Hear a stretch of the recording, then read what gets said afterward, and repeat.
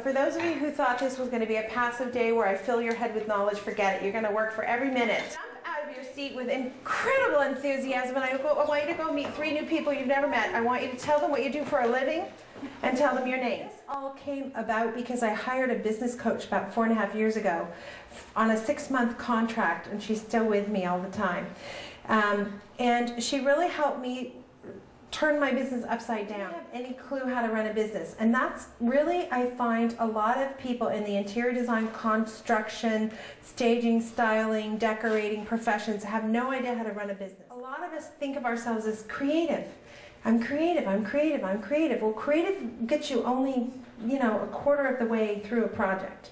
The 75% that remains is strictly business. I tried to explain to her that in our business you don't understand, but we're not always on time. We're not always on budget. And she said that's not good enough.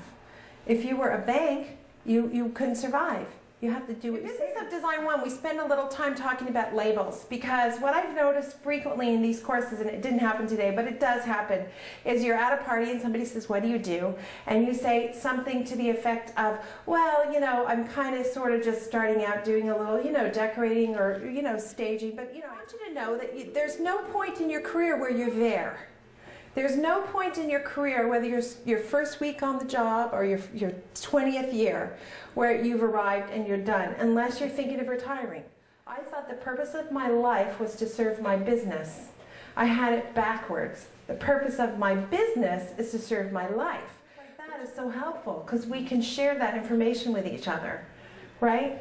You don't have to worry about protecting your sources. If you're good to work for, they'll want to work for you first. Stop being bitter, cynical, and resentful in Business of Design 1. Those of you who are running a business from infancy through toddlerhood, you're feeling bitter, resentful, and cynical. The people who weren't here before are like, ooh, I can't believe she said that. So those systems and procedures, you've got to have them in place. You cannot be successful without them. I can't even emphasize enough how you do.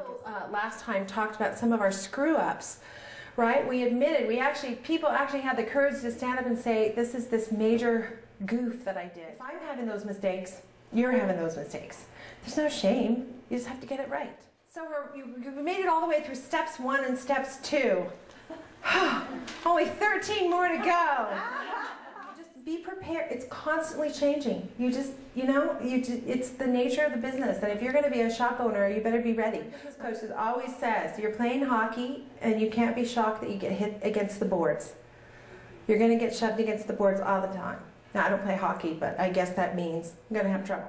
I want to help you kick off projects in a systematic way, every time the same launch, every time the same system, every time the same results that your client is happy. We're going to spend an enormous amount of time on contracts today, and they are an important part of your systems. Budgeting, how to budget for a project, how to get that budgeting right every single time so that you fulfill on what you promised your client every single time without exception. Also, during this stage, design concepts and design development stage, I want to go through the billable hours. So that's what the 5-year vision is about.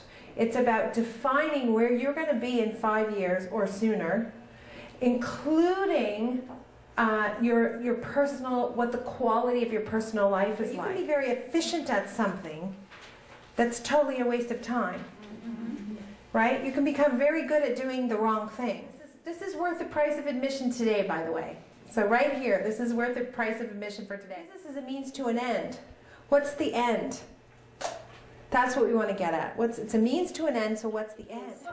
I would probably say the #1 thing in my business was getting the systems in place from Kimberley's Design 1 course. Absolutely incredible.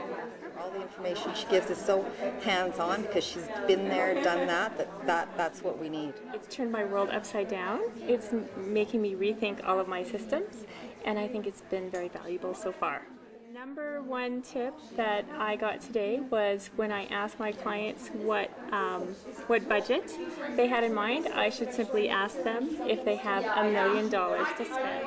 It's very informative, and we learned of many things that I didn't know about contracts in particular, that you know, you're very vulnerable unless you have a lot of these things together. The course was so amazing. I came back with so much information. I said, wow, you know, just one comment was totally worth the course fees.